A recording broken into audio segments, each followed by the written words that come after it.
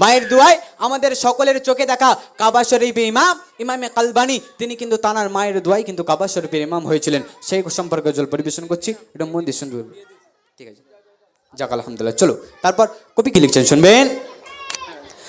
মায়ের দোয়ায় দেখো কেমন বাবা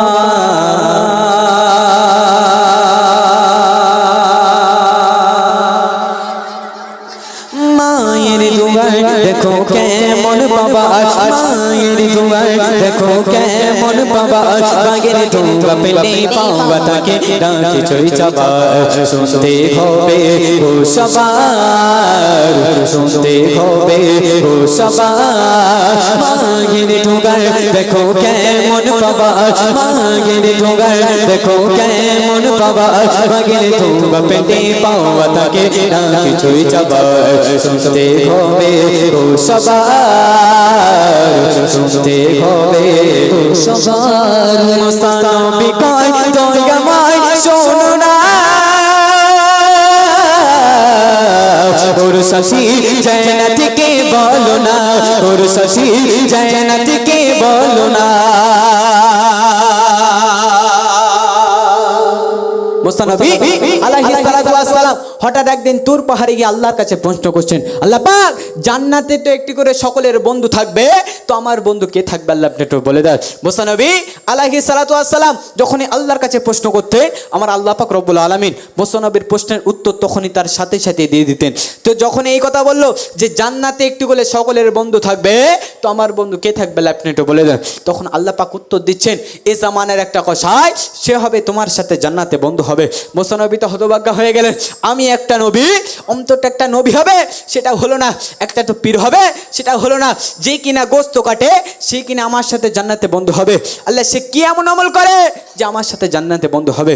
আল্লাহ তার অ্যাড্রেসটা দাও, আমি একটু গিয়ে দেখবো সে কি এমন আমল করে যে আমার সাথে জান্নাতে বন্ধু হবে। কবিতার ছন্দের মাধ্যমে লিখছেন, মুসা নবী কয় দয়াময় শোনো না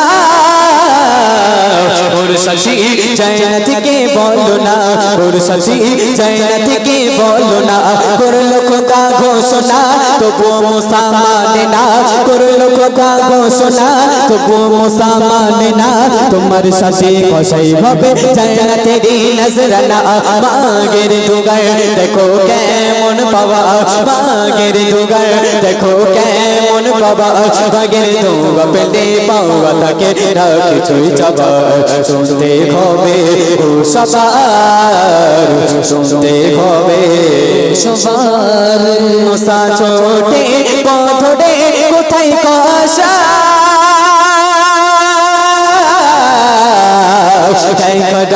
থেমে যাই সেই কষায় থেমে যাই সেই কষা।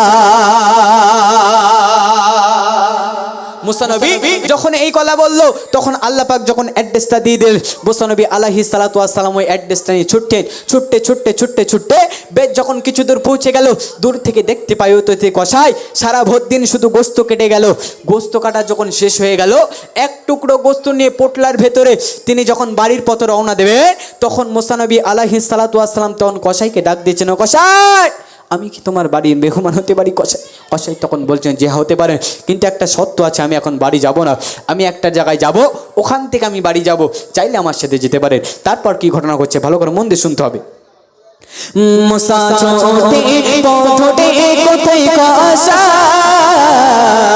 দেখা দশাই থেমে যাই সেই কষাই দেখা দশাই থেমে যাই সেই কষাই থেকে বুকে আমল করে বর্ষা থেকে সের তরে থেকে বুকে আমল করে বর্ষা থেকে সের তরে অবশেষে কর্ম সেরে ছুটলো কষাই ঘরে মায়ের ধোগায় দেখো কেমন পাওয়া মায়ের ধোগায় দেখো কেমন পাওয়া বাগের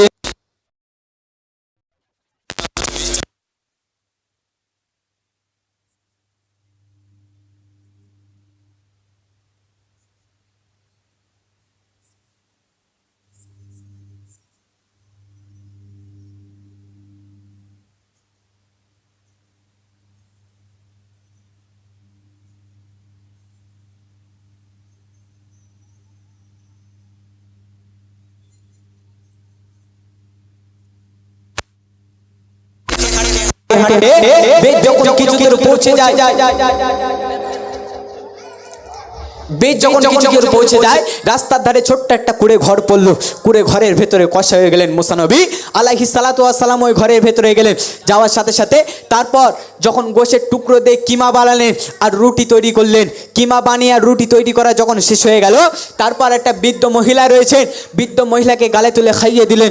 তখনও মুসা নবী আলাইহিস সালাতু ওয়াস সালামও তখনও জিজ্ঞাসা করলেন, কসাই এটা তোমার কি হয় কসাই? যাক আলহামদুলিল্লাহ, যখন খাওয়া দাওয়া যখন ঘরের ভেতরে যখন শেষ হয়ে গেল, যখন ঘর থেকে বার হচ্ছেন, তারপর কি ঘটনা ঘটছে কবিতার ছন্দের মাধ্যমে লিখছে, ভালোবেসে বাড়ি গেছে সেই কসাই,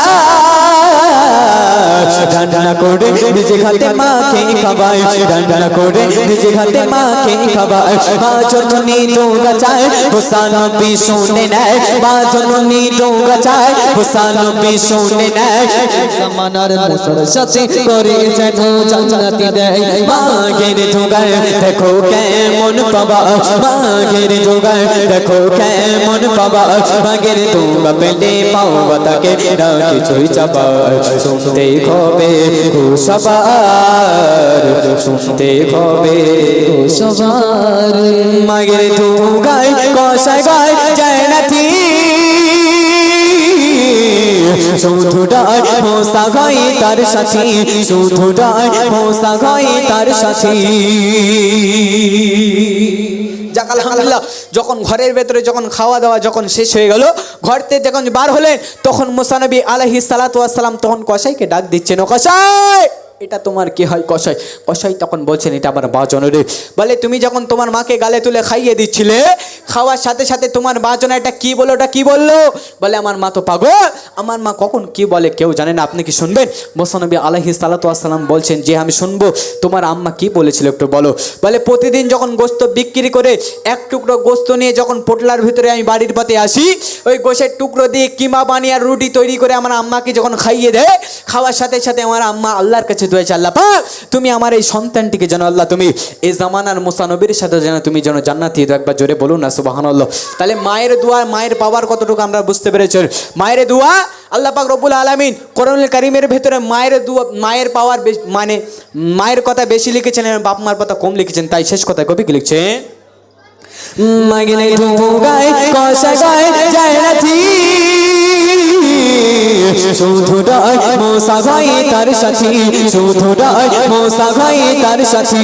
মাকে দুঃখ দিও না খোদারা দোষে না, মাকে দুঃখ দিও না খোদারা দোষে না। কবি মানার জপে ধরো মায়ের কদম খানা, মাগের দোগায় দেখো কেমন পাবা, মাগের দোগায় দেখো কেমন পাবা, মাগের দোগা পেলে পাওয়া থাকে না কিছুই চাবা। শুনতে হবে ও সবার, শুনতে হবে ও সবার, শুনতে হবে গো সবার।